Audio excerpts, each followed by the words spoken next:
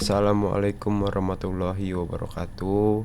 Halo semuanya, perkenalkan saya Dani Muhammad Wibner dari Program Studi Informasi Fakultas Ilmu Komputer Universitas Mercu Buana Menteng. Pada kesempatan kali ini saya akan mempresentasikan makalah dengan judul Analisis dan Perancangan Sistem Keamanan Login Kampus menggunakan On-Field Modeling Language atau UML. Makalah ini saya susun di bawah bimbingan Ibu Ratna Mutu Manikam Eskom MT selaku dosen pengampu mata kuliah saya di mata kuliah RPL. Nah, tujuan dari presentasi ini tuh untuk menjelaskan gimana sistem keamanan login kampus dapat dirancang dengan pendekatan UML agar lebih aman, efisien, dan terstruktur. Oke, di bab 1 itu pendahuluan. Karena sering meningkatnya digitalisasi layanan kampus seperti sistem akademik e-learning dan perpustakaan digital, keamanan login menjadi hal penting nih. Sistem login tuh berfungsi sebagai gerbang utama menuju data pribadi dan akademik. Nah, sehingga harus mampu melindungi hal dari akses yang tidak sah. Jadi tujuan saya analisis ini tuh yang pertama tuh mau mengidentifikasi kebutuhan sistemnya, sistem keamanan login kampus. Yang kedua, merancang modelnya itu ya model sistem menggunakan UML. Yang ketiga, melakukan validasi terhadap kebutuhan penggunanya. Lalu yang keempat, memberikan rekomendasi agar sistem berjalan aman dan efisien. Lalu untuk bab 2 tentang model konteks. Model konteks itu menggambarkan bagaimana sistem login kampus berinteraksi dengan berbagai entitas eksternalnya. Entitasnya tuh antara lain yang pertama tuh ada mahasiswa, dosen, dan staf administrasi. Lalu yang kedua tuh sistem LDAP atau Active Directory untuk sinkronisasi data pengguna. Yang ketiga, email server mengirimkan notifikasi atau link reset password. Lalu yang keempat tuh database server sebagai tempat penyimpanan data pengguna dan log aktivitas. Yang bab 3 itu berisi membahas model interaksi. Itu tuh modelnya menjelaskan bagaimana pengguna berinteraksi dengan sistem menggunakan beberapa diagram UML, use case diagram, sequence diagram, dan communication diagram. Oke, dalam use case diagram tuh terdapat berapa fungsi tuh? Ada 8 fungsi utamanya seperti yang pertama login dan logout, yang kedua ada reset serta ubah password, yang ketiga melihat riwayat login, yang keempat mengelola akun pengguna, yang kelima tuh mengatur kebijakan keamanannya, lalu yang keenam tuh memantau aktivitas penggunanya. Terus biasa tuh aktor utamanya ada user, administrator sistem, serta email server. Lalu yang bab 4 itu ada model struktural. Nah, bagian ini tuh isinya kelas diagram yang menggambarkan arsitektur internal sistem keamanan login. Kelas-kelas utama di dalam sistem ini tuh antara lain user. User tuh sebagai kelas dasarnya. Lalu yang kedua tuh student, lecturer, dan staff sebagai turunan. Lalu yang ketiga session untuk mengelola sesi loginnya. Lalu yang keempat login log untuk mencatat aktivitas loginnya. Lalu yang kelima role serta permission untuk mengatur hak akses penggunanya. Relasi antar kelas meliputi interintes, association, many to many, dan composition. Dengan model ini tuh pengembangan dapat memahami struktur sistem dengan lebih mudah dan menjaga modularitas kodenya. Lalu yang bab 5 membahas model perilaku, yaitu cara sistem berperilaku dan merespon kejadian selama proses loginnya. Nah, 3 diagram utamanya yang digunakan di sini tuh ada activity diagram. Ya, activity diagram untuk menggambarkan langkah demi langkahnya proses login menggunakan swim lanes antara user, sistem, dan logger. Lalu yang kedua tuh state machine diagram, menunjukkan perubahan status sesi pengguna mulai dari initial active, idle, hingga terminate auto expired. Lalu yang ketiga, timing diagram, menggambarkan waktu proses login yang hanya berlangsung sekitar 1,1 detik dari input hingga redirect ke dashboard. Nah, ketiga diagram tadi tuh membantu memastikan sistem bekerja cepat, aman, dan responsif terhadap perilaku pengguna. Lalu selanjutnya itu ada tentang validasi kebutuhan. Nah, proses validasi ini tuh bertujuan untuk memastikan sistem yang dirancang tuh udah sesuai dengan kebutuhan stakeholdernya dan standar keamanannya. Kebutuhan sistem ini tuh dibagi jadi 2. Yang pertama ada fungsional dan non fungsional. Kalau fungsional itu contohnya seperti autentikasi, enkripsi password, pembuatan session token, reset password, login, aktivitas, dan role based access control. Kalau yang non fungsional itu meliputi performa, keamanan, skabilitas, ketersediaan, serta kemudahan penggunaan.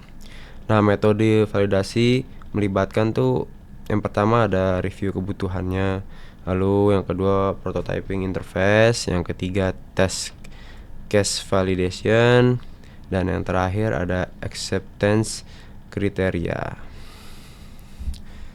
Lalu yang terakhir itu ada simpulan dari analisis ini. Simpulan saya yang pertama, sistem keamanan login kampus harus memiliki lapisan pelindungan berlapis mulai dari autentikasi hingga logging aktivitas. Lalu yang kedua, 8 diagram OML memberikan gambaran menyeluruh mengenai konteks, interaksi, struktur, dan perilaku sistem. Lalu yang ketiga, validasi kebutuhan memastikan bahwa sistem benar-benar memenuhi ekspektasi pengguna dan aman untuk diimplementasikan. Untuk rekomend kedepannya yaitu dari saya penambahan two-factor authentication 2FA, mengadopsi OAuth 2.0 atau OpenID Connect. Lalu yang ketiga, menyertakan CAPTCHA untuk mencegah brute force attack. Lalu yang keempat, melakukan audit keamanan berkala setiap 6 bulan. Lalu yang kelima, menerapkan monitoring real time dan alerting system, serta mengedukasi pengguna sebagai pentingnya keamanan password dan phishing awareness. Lalu berikutnya saya akan menjelaskan mengenai penjelasan konteks diagram. Yang pertama itu ini konteks diagram. Saya sudah buat diagram konteks ini nih, menggambarkan hubungan antara sistem login kampus dengan aktor-aktor eksternal yang berinteraksi dengan sistem. Terdapat 4 jenis pengguna utama. Yang pertama tuh ada staf administrasinya, dosen, mahasiswa, sama administrator sistemnya nih. Keempat pengguna ini tuh mengirimkan login request berisi username dan passwordnya ke sistem keamanan login kampus. Lalu sistem tuh melakukan autentikasi dan otorisasi dengan keempat komponen utamanya: autentikasi, validasi, kredensial pengguna, otorisasi atau memeriksa hak akses penggunanya. Terus yang ketiga ada session manajemennya, ya, atau mengelola data sesi. Yang keempat ada security logging nih, mencatat semua aktivitas loginnya tuh. Udah, terus selanjutnya saya akan menjelaskan mengenai state machine, diagram state machine, atau yang bisa dibilang session life cycle. State machine diagram ini tuh menggambarkan siklus hidup sesi login pengguna, dimulai dari initial belum login, ini initial belum login atau state awalnya ya sebelum loginnya, lalu aktif, sesi aktif, dia ke aktif, sesi aktifnya, terus idle, setelah itu ke idle tuh tidak aktif tapi valid dia nih, idle. Lalu hingga ke expired atau terminate ya, ke sini expired atau terminate-nya, karena dia membalik lagi. Oke, sesi juga bisa suspend ketika aktivitas mencurigakan terdeteksi, seperti multiple location login atau brute force jika verifikasinya berhasil. Nih ya, bisa jika verifikasinya berhasil, sesi diaktifkan kembali. Jika gagal maka dilakukan first logout. Jika gagal dilakukan first logout. Oke, ini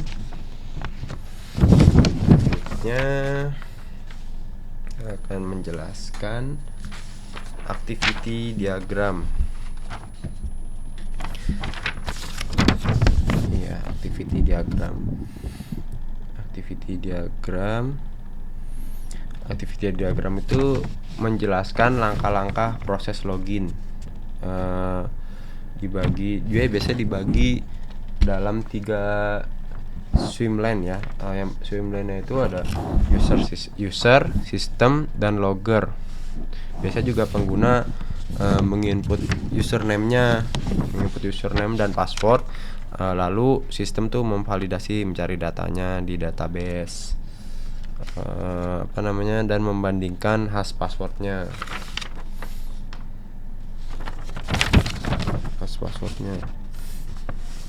Maaf ya ibu, tulisannya gambar saya jelek sekali malah.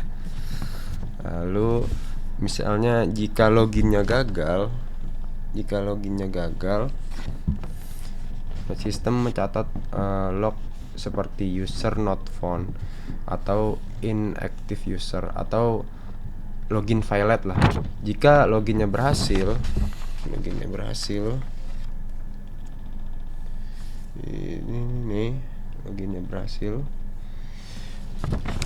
jika loginnya berhasil, sistem tuh membuat session token, menyimpannya di cache atau memperbarui waktu loginnya, dan mengarahkan pengguna ke dashboard.